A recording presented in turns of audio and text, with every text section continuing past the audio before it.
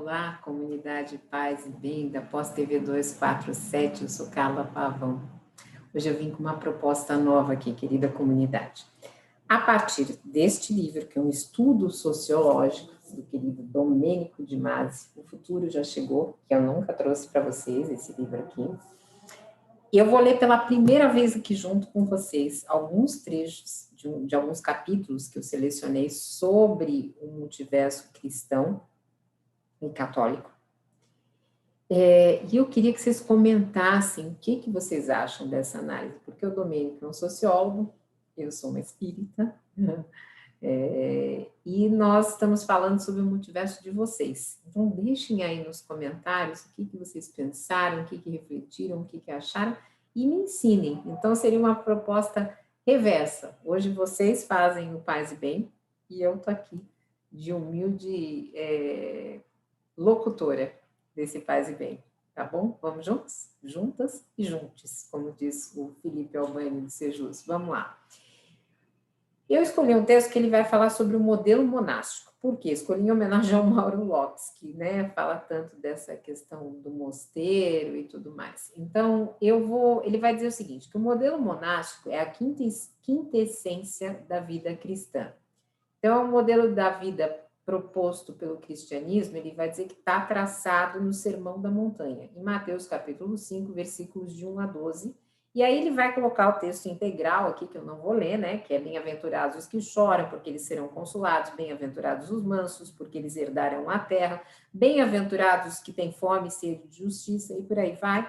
Nós, espíritas, também costumamos citar muito esse sermão, Allan Kardec, idem, então faz parte do meu multiverso esse sermão.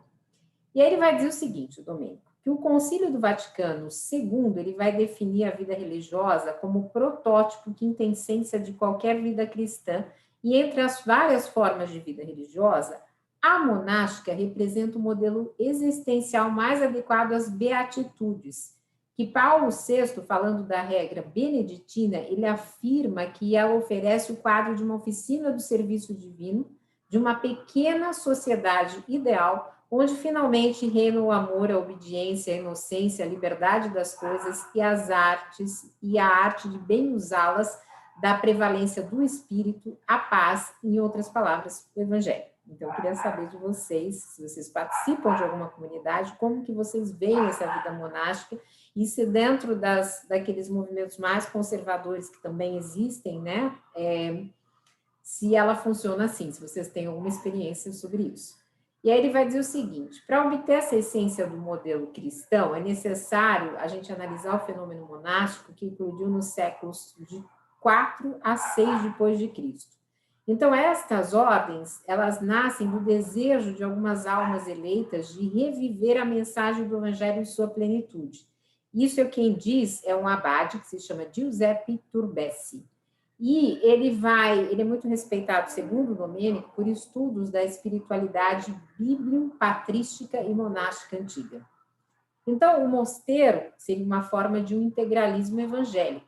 É monge, diz Teodoro Estudita, aquele que vê apenas Deus, que deseja apenas Deus, que se aplica apenas a Deus e que não querendo servir a outrem que não a Deus, estando em paz com Deus, torna-se forte de paz para todos os outros. Alô, Mauro Lopes, queremos te ouvir também, se você estiver assistindo esse Paz e Bem. Então, ele vai dizer o seguinte, que a essência da conduta monástica é uma vida cristã assaz intensa, vivida com uma integridade evangélica muito grande, numa busca incansável por Deus e na total imitação desse Deus nesse duplo aspecto do ascetismo e da mística.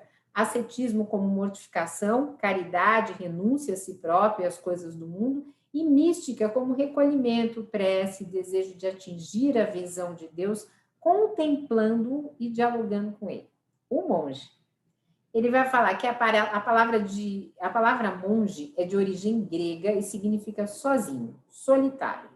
Em 250 depois de Cristo, o imperador Décio realizou uma impiedosa perseguição aos cristãos, alguns dos quais, habitantes das vilas e cidades egípcias, refugiaram-se no deserto.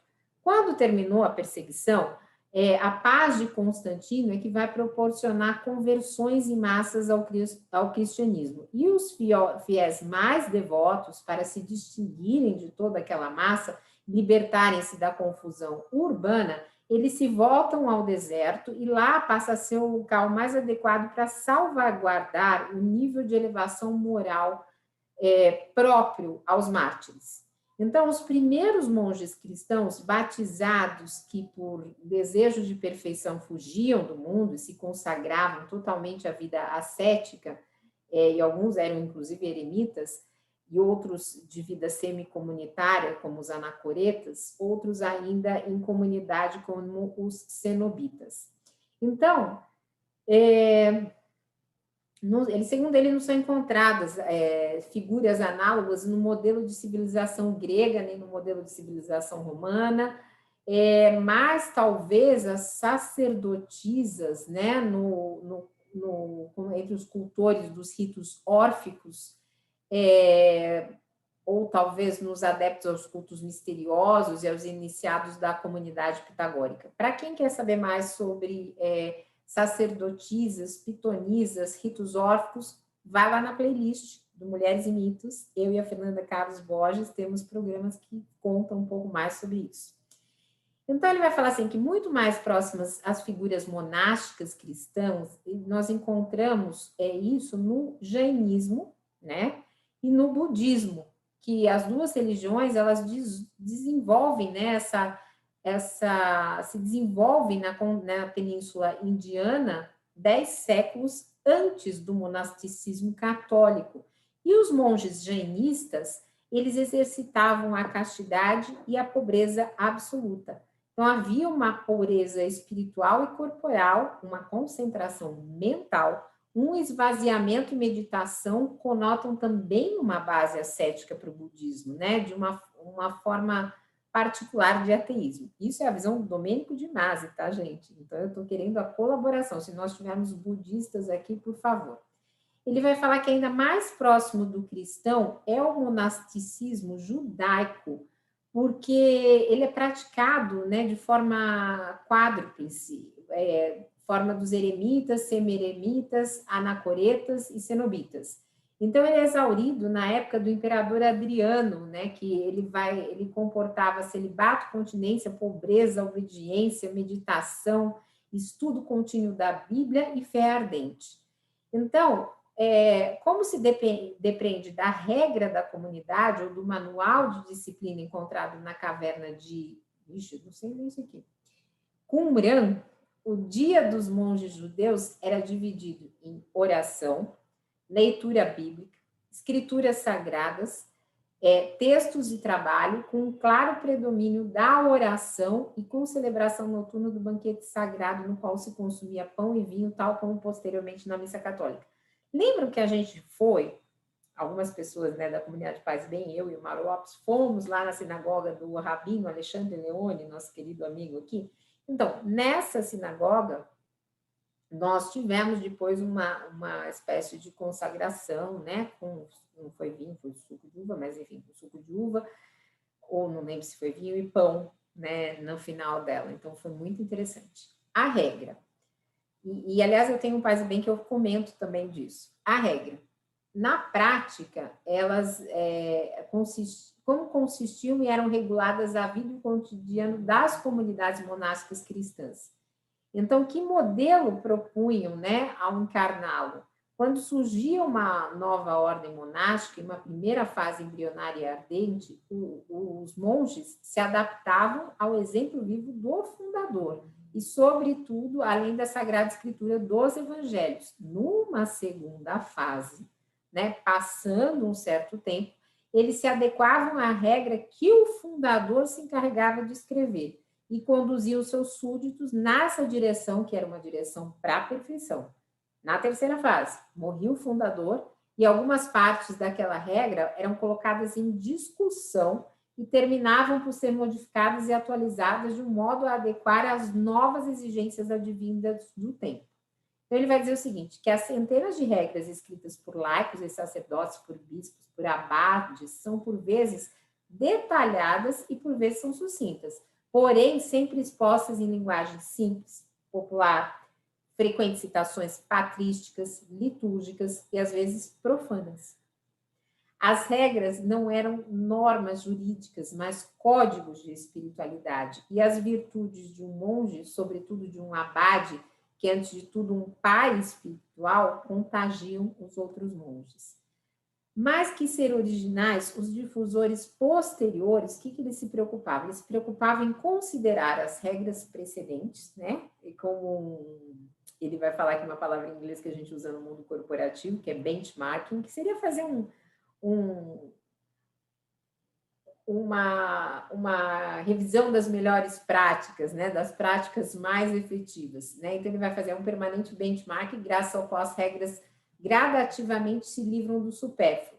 Então toda a regra se orienta pelo exemplo da vida de Jesus, né? E por mais variada que seja o gama de prescrições, 3 votos permanecem fixos: voto de pobreza, de castidade e de obediência.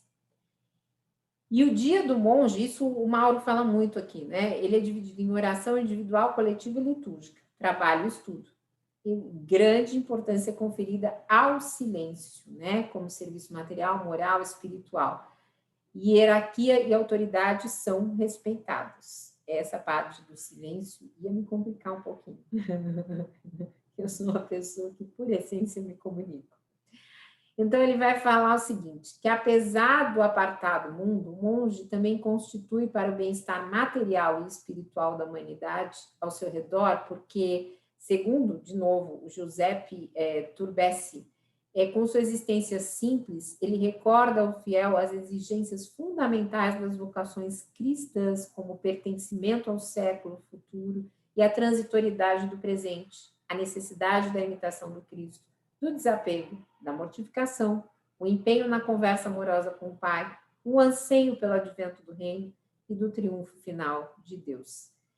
Então, ele vai dizer que pode-se dizer que não teve pai da igreja que não tenha escrito sobre isso, né? Então, ele vai trazer alguns aqui, como ele vai dizer da regra de São Pacômio, no Egito, e de São Basílio, na Ásia Menor. Então, elas são as mais importantes do Oriente, e talvez devesse ser adicionada pela sua grande abertura à liberdade individual, a regra de Robulá, monge da Síria, morto em 436. No Ocidente, as regras mais importantes, e a gente já teve aqui os programas do Pedro Lima Vasconcelos com o Mauro Lopes, são a de Santo Agostinho e São Benedito. E essas regras, 4 regras, tornam-se verdadeiros modelos de vida, não só para o monge, mas para as multidões de crentes e laicos. Então, eu, como espírita, não conhecia nada disso, só conhecia o que o Mauro nos trazia. Então, por isso que eu fui ler o Domênico de Masi. Se vocês gostarem, curtam, compartilhem e deixem no comentário aí para eu trazer mais, porque esse livro é muito interessante. Ele fala de várias outras espiritualidades. Antes de eu entrar no São Pecômio, eu vou mostrar para vocês aqui, ó, para quem chegou até aqui, ó, ele vai falar nesse livro, não sei se a câmera está pegando, gente. Ele vai falar sobre muitas espiritualidades, muitas. Então, se vocês quiserem, ele vai falar sobre humanismo espiritual, o modelo chinês, o modelo japonês, equilíbrio e beleza, o modelo clássico, o modelo hebraico, ele passa pelo católico, ele vai passar pelo muçulmano, espírita não tem, nunca tem, o modelo protestante, aí ele vai falar do iluminismo, do modelo liberal, do industrial capitalismo e depois do industrial socialista, comunista, pós-industrial, e aí ele vai falar do modelo brasileiro. Então, se vocês tiverem curiosidade, deixem aí nos comentários, que depois eu posso fazendo outros faz bem sobre esse livro que está me interessando muito. São Pecômio, vamos lá. Os preceitos e normas do Pai... Eu não sei se eu estou lendo certo, gente, não é Pecômio, é Pacômio. Deixa eu ver aqui em cima, porque eu acho que está escrito... É Pacômio, desculpem. Homem de Deus que baseou desde o início a santa vida coletiva segundo o comando de Deus, é a primeira e mais influente regra monástica, protótipo de todas as regras sucessivas ditadas por São Pacômio, o primeiro verdadeiro organizador de um cenóbio, morto em 346 depois de Cristo, Esse é um dos mais antigos documentos literários em língua copta. Então, ele nasceu num país de pagãos, né, o Pacômio, teve contato com grupos cristãos, converteu-se e retirou-se através dos eremitas da Alta Tebaide, ou Tebaide, deveria ser, pensando, não sei. Depois de alguns anos, ele se transferiu para Tambenize, uma aldeia abandonada às margens do Nilo. E ali ele reuniu uma centena de monges com o objetivo de servir ao mesmo tempo aos homens e a Deus. Não se tratava de religiosos propriamente ditos, como diz o historiador aqui, o Turbessi, mas de um grupo de semi-analfabetos, semi-bárbaros, semi-convertidos e semi-monges. Então, isso explica que ele tinha uma severidade capciosa dos 144 preceitos que formam a regra pacomiana. E o cenóbio, ele era organizado como uma tribo. Então, pequenos grupos habitavam pequenas casas protegidas por um muro ao redor. Cada casa organizava autonomamente o próprio trabalho que ocupava todos os dias da semana, exceto o domingo. E os bens eram comuns. Todos conjuntamente participavam do ofício divino, das 5 conferências espirituais da semana, das leituras bíblicas e das 3 celebrações litúrgicas cotidianas. Depois, cada um meditava por sua conta e, durante o trabalho, ruminava versículos bíblicos e jaculatórias. Então, reinava, sobretudo, silêncio, oração, interrompido somente por conversas caridosas e por ensinamento recíproco. Todo monge tinha plena liberdade para decidir seus próprios encargos, o próprio grau de ascetismo e de mortificação. Mas cada casa, cada atividade, cada oficina tinha o seu líder, ao qual os subordinados deviam obedecer. E todos juntos deveriam respeitar a suprema autoridade do superior general, que garantia a unidade de forma primitiva e tinha poderes comparados ao de um chefe militar. Não havia desprezo pelo mundo, nem a fuga dele. O cenóbio era uma comunidade cristã cujo fim era o serviço mútuo e o amor a Deus. Uma comunidade em que reinava o equilíbrio harmônico entre instituição e carisma. Um modelo, segundo as palavras do próprio São Pacômio, para qualquer um que deseje reunir as almas de acordo com Deus para ajudá-las e torná-las perfeitas. Agora eu vou falar de São Basílio, e aí depois eu vou encerrar, porque se vocês quiserem, deixem nos comentários, depois eu falo de São Agostinho, de São Benedito, de São Cesário de Arles e a regra das virgens, porque senão vai ficar muito grande, tá bom? São Basílio. As regras morais de São Basílio, bispo da Cesareia, foram escritas por volta do ano de 360 pelos ascetas que viviam junto da comunidade cristã. Também São Basílio possuía a qualidade de grande organizador e grande líder, ao mesmo tempo idealista e prático. Sob o seu comando, o grupo, a comunidade, a igreja, mais que o indivíduo, são um lugar onde se manifesta a plenitude da caridade e o carisma do Espírito Santo. Precedido de ação severa, rígida e quase feroz de Santo Eustáquio, que reuniram um certo número de monges, abrandou-lhe o regime e dele herdou ascendência, reunindo uma numerosa comunidade e criando junto a ela um modelo de vida ascética proposto a todos os crentes. O corpus da legislação monástica, escrita por São Basílio, é composto de 55 grandes regras e 313 pequenas regras. Elas tratam de questões relativas ao amor a Deus e ao próximo, a fuga da confusão do mundo, a paz da vida na qual a solidão se alterna com o convívio, a imitação de Cristo através da castidade que se obtém renunciando à família, através da pobreza que se obtém pela renúncia aos bens terrenos, através da obediência que se obtém pela renúncia a si mesmo. Além disso, elas regulam minuciosamente toda a organização da vida no convento, os deveres dos superiores e dos subalternos, as relações fraternas entre os monges e os contatos com os estranhos, o trabalho, as oficinas, as orações coletivas, as correções e cura de doentes. A regra de São Basílio é permeada pelo duplo ideal ativo e contemplativo. No centro está o amor igualmente ardente a Deus e ao próximo. O monge deve ser capaz de perceber a sabedoria de Deus escondida nas coisas criadas e deve também saber governar a luta que se desenvolve dentro de si entre a alma e o corpo. Para tal objetivo, deve fazer um contínuo esforço de purificação, desapego à futilidade do mundo e exercício de pobreza e do silêncio. Então, para vocês que estão até aqui, um beijo grande, paz e bem, e que nós tenhamos um dia de muito amor e de muita consagração, né, como se diz. Muito obrigada por chegarmos até aqui. Se inscrevam no canal, nos canais, né, no canal Paz e Bem, na Pós TV 247. E um beijo grande. E nós também estamos pedindo que se inscrevam, se puderem, no canal da ABPE, da Dora Encontre. Fora isso, tem Caminhos do Espiritismo e toda a programação da semana. Um beijo grande, gente. Muito obrigada por estarmos juntos, juntas e juntos. Paz e bem, gente. Paz e bem.